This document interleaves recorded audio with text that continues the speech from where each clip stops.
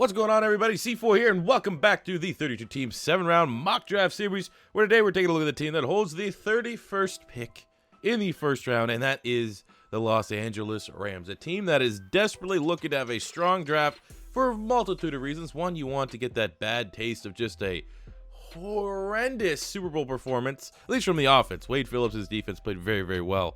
But the offense, the Wonder Boy, Sean McVay, got embarrassed. They got embarrassed in the Super Bowl, and they need to have a good draft. That's an easy way to kind of push the crappy performance from that Super Bowl behind them. And also, number two, is this is a team that is, in all aspects, gonna be up against the salary cap in this year, the coming years. That's just how their team is structured.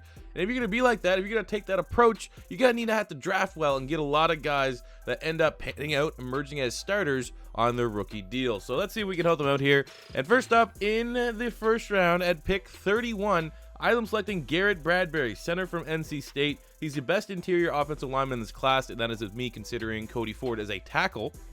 And with John Sullivan kind of coming as a surprise retirement or release, center's a big need right now. You look at that offensive line. So you got Andrew Whitworth for one more year at tackle. Both guard spots, Austin Blythe emerged as a good starter last year. So you have one guard. You have Rob Havenstein at tackle. So you have three. In reality, you kind of have two offensive linemen for the foreseeable future. A guy like Garrett Bradbury, now, if he could clearly play guard, I don't think there's a chance in hell he's still here at 31. But because he's had all of his college success at center, and he's built like a center and tested like a center, and his tape just shows he's going to be a great center, it's just where the value of the draft is going. A center will slip into the Rams. To get a guy like Garrett Bradbury, who had... he was the best center in college last year, was a pro football focused darling, had a huge combine. For what it's worth, a 4.9 240. So I always kind of view that as like Jason Kelsey. I want an explosive athletic center that can get to the second level. And for the Rams, how about Mr. Todd Gurley with the old arthritis in his knee? And he put up 34 reps on the bench press. So he just showed that literally he's the most athletic, fastest, strongest center in this year's draft class. And while it's not a sexy position, solidifying that offensive line is going to be paramount here for the Rams, because right now their offensive line is probably the biggest weakness, you would say, of their team right now. So, let's get Garrett Bradbury. Let's solidify that offensive line. Let's help out Jared Goff. Let's help out Todd Gurley. Let's help out everybody on offense. Moving into the third round, where they have two third-round picks. First up at 94, I'm selecting Drew Tranquill, linebacker from Notre Dame. He's a high IQ linebacker, converted safety. He had an excellent combine running a 4.57, 31 reps on the bench press, and was like top 5 in all the agility drills. Some decent production at Notre Dame the last 2 years, 170 tackles, 19.5 tackles for loss, and 5 sacks. The Rams need an inside linebacker to come in and start with Corey Littleton. I think Littleton emerged last year as a good, okay starting linebacker. I wouldn't say that he's a weakness, but I feel like if you're a Ram fan, you're comfortable having him hold down one of those starting spots in the inside next year. So bringing a guy like Drew Tranquill with that converted safety background, he's literally like a good replacement for Mark Barron. Mark Barron was a converted safety and was all right. He was all right to okay, would have some big games for the Rams. But a guy like Tranquill brings what Mark Barron brought. Some natural cover instincts, that those fluid hips that maybe some more natural, always been a linebackers won't possess. And he has a lot more upside than what you're currently getting with Mark Barron. So I feel like a guy like Drew Tranquill, who they're going to need a budget pick in this year's draft to potentially emerge as a starter with Corey Littleton in the inside. I think a more veteran, an older linebacker with a high IQ like Drew Tranquill has the best success to fill it into that starting role. And like I said, because he's a like-for-like replacement for Barron, it seems like it'd be a seamless transition to that defense. Going to their second third-round pick at 99, I'm selecting Shaun Bunting, defensive back from Central Michigan. Now, there's some back and forth whether he's going to be a free safety or a corner. I think for right now, and for the argument's sake of this mock draft, he's going to be drafted as a corner, but that flexibility is also added value to the selection. But he had a good combine as well, 4.42.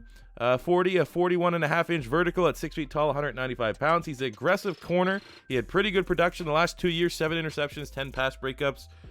Rams need depth at cornerback very, very badly. There is a huge drop-off after Marcus Peters and Aqib Talib on the depth chart. Currently, we have Troy Hill, excluding Nickel Roby-Coleman as their nickel. You have Troy Hill, Dominique Hatfield, Darius Williams, who actually like the Darius Williams. He was a baller at UAB. See if he can, get it all together for his NFL career. Kevin Peterson.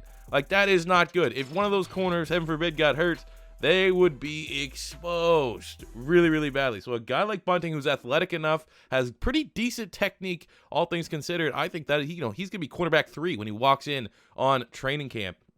And at versatility, at free safety, the fact that he might be able to eventually play that at some point. I mean, you have Eric Weddle on a 1-year wonder, but beyond that, there's no clear successor on the roster to Eric Weddle right now. You got John Johnson. Well, I love John Johnson's one of my favorite players in the National Football League. He was my favorite player on their defense last season. I mean, everyone likes Aaron Donald. I like Aaron Donald. I liked Ndamukong Suh. Not a lot of people like Ndamukong Suh. I liked Samson Ebukam. I called Samson Ebukam. I called him 2 years ago. I said, this guy is going to be a freak of nature. He had a huge pro day out of Eastern Washington. Watched his tape a little bit. I was like, this guy would be sick. I like him. Clay Matthews, I like him. Marcus Peters, one of my favorite corners in the league. Still, I will still put up that John Johnson was my favorite player. You know why? Because when he got that interception, I always liked him because I thought he was really, really underrated. Because remember when he got that interception against the Saints and he did the chopper style? Like that right there made him, he's my favorite player on the Rams. It always was Todd Gurley. Now it's fortunately going to have to be John Johnson, Todd Gurley at number 2. But other than him, there's not a lot of safety depth there. So I think you could potentially view Bunting as maybe a depth safety going forward, a guy that can wear a lot of hats on the defense. But I think his best position is going to be cornerback, and that's where the Rams should draft him as. Because going into the 4th round at 133, I'm selecting Will Harris, safety from Boston College. Get him reunited with John Johnson. He had an excellent combine. Again, that's a common trend and common theme for a lot of these Rams selections. He had a 4.4 140, 20 on the bench press. And I feel like he kind of took all of Lucas Dennis's hype. Lucas Dennis was coming out last year. If he would have came out last year, if that was possible, he would have been one of the more talked about safeties because he had a lot of production. But I feel like he had an average combine. He had a down year. And a guy like Will Harris is the guy that just took all of his clout, took all of his hype. When you look at Will Harris, I kind of like to think he's the jack of all trades, master of none, which is good enough to be a potential starter. And again, when you got a DC like Wade Phillips, who has a proven track record of being able to develop players, a guy like Will Harris, if Wade Phillips can find that niche, can finally put one thing all together for him, I mean, he's a dangerous player. He's good in coverage. He's good in run support. Likes to hit. Has a smart enough IQ not to bite on plays. Doesn't get exposed. Doesn't get burnt too often. I mean, he is just outside of production concerns, he only had 5 interceptions in 4 years. He started for 3 years at Boston College, but also got a decent amount of playing and snaps as a true freshman.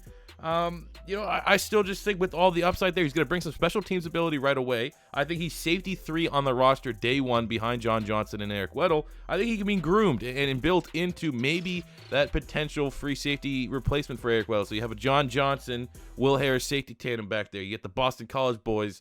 I think that is something that could be, getting the fans excited going forward in that Rams secondary.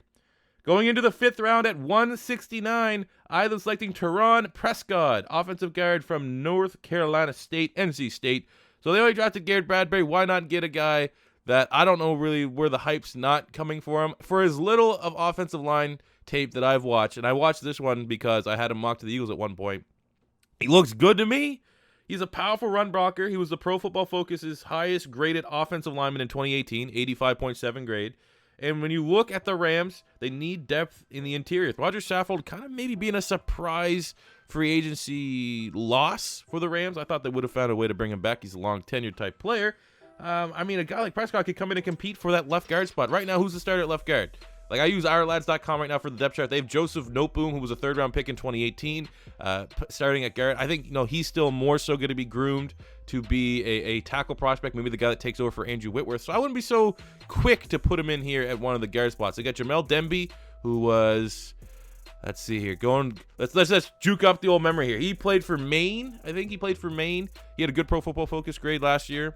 Do you really want that starting? But a guy like Prescott, I think I watched 3 cutouts of his, and he was just dominating. He is a big-time mauler. Not really athletic because he's a massive human being. He's like 330 pounds, but he is just a goddamn beefquake in the interior offensive line. I think that's tremendous value in the 5th round. And I want to be honest with you, if they get Prescott in the 5th round, this played out like this, I'm telling you, he's going to be starting left guard.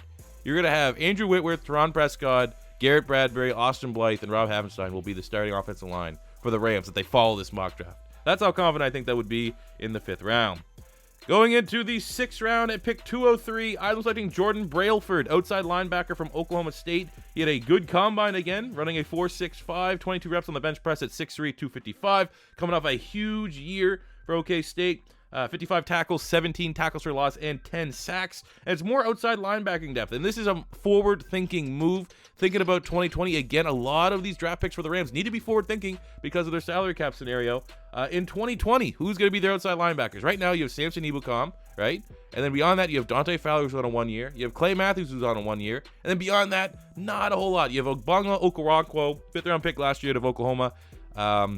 He could develop into something, but he's just another prospect that they're trying to see if they can get to develop. He's not a for sure thing, but a guy like Brailford, you throw that into the mix as a rookie, he'd be able to contribute as a rotational edge rusher. And then this is more so thinking towards how little depth this position probably will have going into the 2020 season. Having a guy like Jordan Brailford and Okoronkwo, those guys could step up on those rookie deals to emerge as your outside linebackers alongside Samson Ebukam. It's just a cost-effective measure to this defense so that, hey, maybe you'll be able to retain, Marcus Peters long term, or maybe be able to get a quick extension in for John Johnson. It's just a forward-thinking move here for the Rams. I'm trying to get the Rams a nose tackle. There's just to close out this draft 6th round and in the 7th round, because nose tackle right now, Tanzel Smart's their starter. Ugh. Unless they're gonna try to move Michael Brockers in there, which I don't know if that's gonna work.